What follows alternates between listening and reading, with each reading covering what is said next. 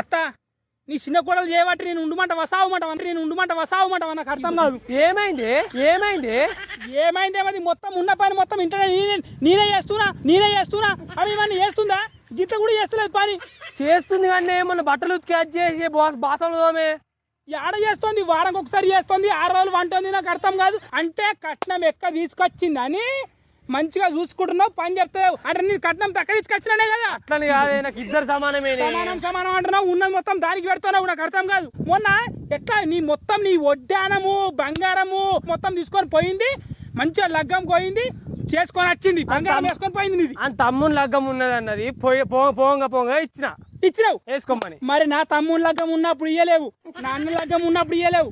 మొన్న మా చిన్నబాబు కొడుకు లగ్గం అయింది అయ్యా, ఇచ్చినవా మొత్తం దాచి పెట్టుకున్నావు, మొత్తం చిన్న కోడలకే మొత్తం పెడుతున్నావు. ఏం చెయ్యాలా?